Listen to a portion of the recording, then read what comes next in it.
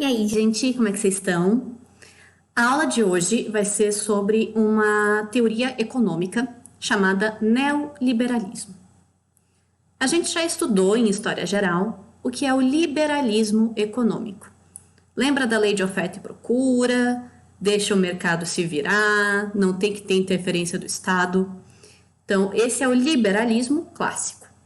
O neoliberalismo é a versão mais nova do liberalismo tradicional.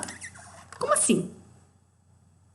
Muitas pessoas interpretam a crise de 1929 como a grande crise do liberalismo econômico. Então, a partir de 1929, o Estado começou a participar cada vez mais da vida econômica do país, especialmente no que diz respeito dos cuidados com a população. Só lembrar do New Deal nos Estados Unidos, que foi quando o governo começou a contratar pessoas para trabalhar em grandes obras do Estado para manter a economia ativa. Então, até 1930, esteve em vigor o liberalismo clássico. Já a partir de 1980, começa a ter uma nova crise econômica muito séria, e dessa vez surgiu o neoliberalismo. Então, neo, essa partículazinha no começo da palavra, significa novo. Então, neoliberalismo é um novo liberalismo. Ou seja, é aquela filosofia econômica do liberalismo, da pouca interferência do Estado, mas adaptada para uma nova realidade. O termo neoliberalismo surgiu a partir do Consenso de Washington, uma grande reunião que aconteceu em 1989 e reuniu dezenas de grandes economistas e que previa uma série de medidas que, aos olhos destes economistas, significariam um melhor desenvolvimento econômico para um mundo globalizado. Essas medidas estavam ligadas principalmente à reforma fiscal, à abertura comercial, privatizações, ou seja, a venda de empresas estatais para a iniciativa privada e, de forma geral, a redução dos gastos do Estado.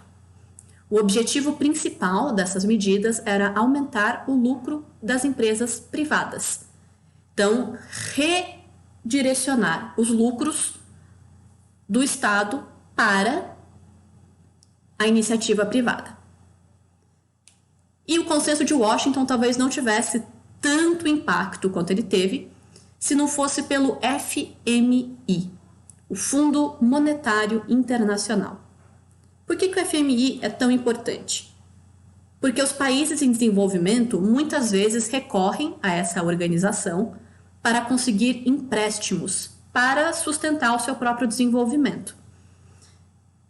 E, a partir de 1989, se tornou obrigatória a implantação de uma medida de caráter neoliberal em qualquer país que desejasse fazer empréstimo com o FMI.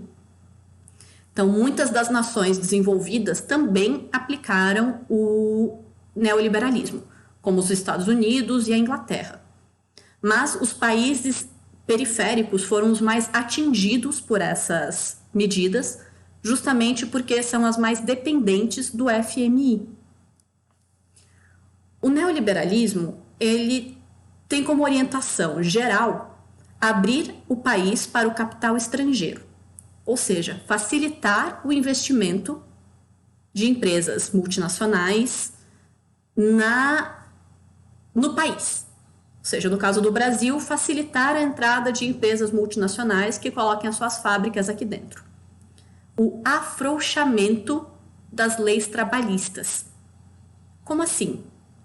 Leis trabalhistas muito rígidas são boas para a população de um país, mas isso também aumenta os gastos que as empresas teriam com o seu trabalhador.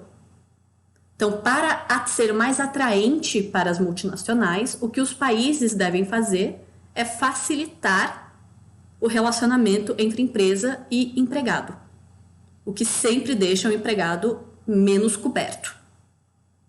E, por fim, a promoção das privatizações tem o objetivo de transferir de forma definitiva os lucros que antes eram do Estado para a iniciativa privada. Teoricamente, essas medidas levariam os países em desenvolvimento a uma modernização econômica, porque estariam integrando um grande mercado mundial. Na prática, só criou uma dependência cada vez maior do capital externo, porque não havia uma indústria interna independente do mercado externo, ao mesmo tempo em que agravou as desigualdades sociais nos países onde ele foi implementado, por conta da redução dos gastos sociais do Estado. Então, aqui no Brasil, isso foi muito forte com os governos do presidente Collor, que acabou não durando muito tempo no espaço, né? E principalmente do Fernando Henrique Cardoso. Durante esse período, muitas das grandes empresas brasileiras foram privatizadas, especialmente aquelas das áreas de energia, telefonia, siderurgia, mineração. A Companhia Vale do Rio Doce foi um dos grandes escândalos do governo do Fernando Henrique Cardoso, justamente porque ela foi privatizada abaixo do preço de mercado. Então, você vende o produto, você vende a sua empresa de grandes lucros para algo que rende poucos lucros. Não faz sentido, né? Então, qual que é a lógica da privatização dentro do neoliberalismo? Você vai ter um fluxo de caixa imediato.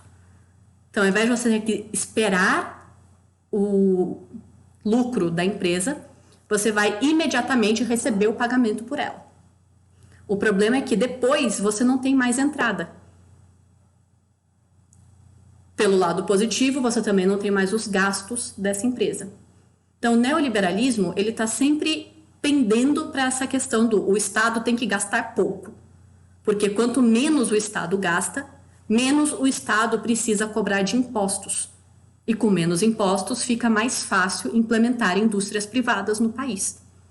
Então, toda essa questão do neoliberalismo está voltado ao lucro privado. Infelizmente, ele também causa o agravamento da desigualdade social. Como essa aula é dedicada a um conceito bastante complicado, eu queria deixar só esse vídeo curtinho para vocês terem uma noção geral. E durante a aula ao vivo, a gente discute um pouco mais, eu tiro as suas dúvidas, ok? Então, muito obrigada por terem assistido e até mais tarde.